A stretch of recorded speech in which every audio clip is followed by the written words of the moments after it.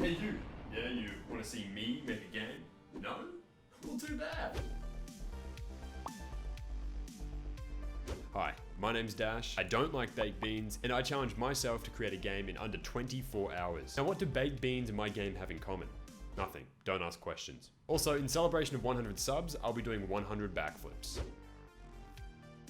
So it's currently 1 PM on the 29th of June on a Tuesday. It actually did just get announced that we're going into lockdown for 3 days, so amazing time to start this. But yeah, let's get started. I started by jotting down a bunch of ideas for a game in Google Docs. One idea that stood out to me was a game where you have to dodge falling blocks. But just dodging is boring. So what if you still had to dodge the falling blocks, but you could use them in whatever way possible to get away from a constantly rising pit of lava? Now to me, that sounds epic. So I made a new Trello board for the game and sorted out what needed to be done. Then it was time for the hard part, making a new Unity project.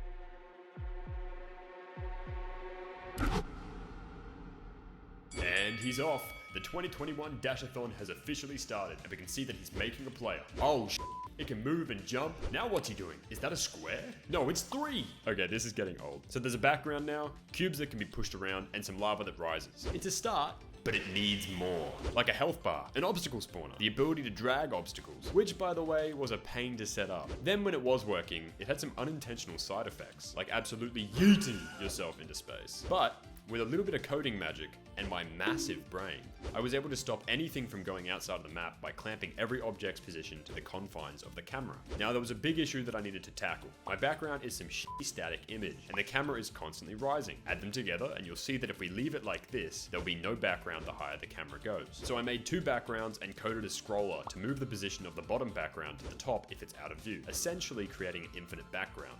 Stop it, thank you. Sometimes my genius terrifies me. Then I created a distance meter, which acts as your score, accompanied by a coin amount so that you can earn coins the higher you go. Alright, so being able to track your score is all well and dandy, but what's the point if you can't actually die? So I made a game over screen and made it so that when the player touches the lava, it's game over, man!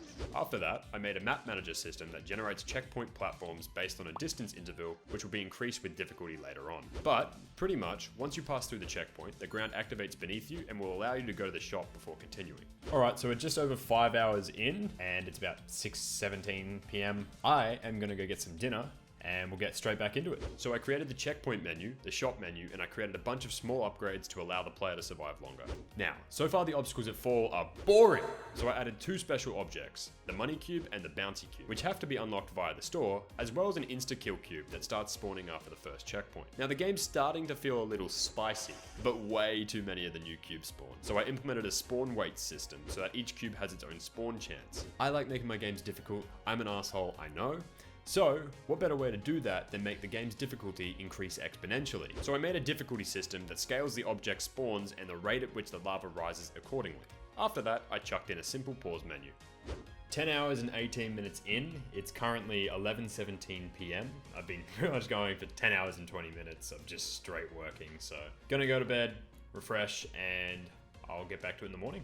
So it's currently 6:49 in the morning. I got quite a bit of sleep, which I'm pretty happy about. I've only got 6 hours and 15 minutes left, and I've still got a lot of polishing to do. So I started off by creating a main menu. Then using SFXR, an amazing sound generator program, which I'll leave the link to below, I created a bunch of sound effects for the game. I implemented some feedback, like particle effects when you land, jump, get hit, touch the lava, and pass the checkpoint. And this is what the game looks like so far.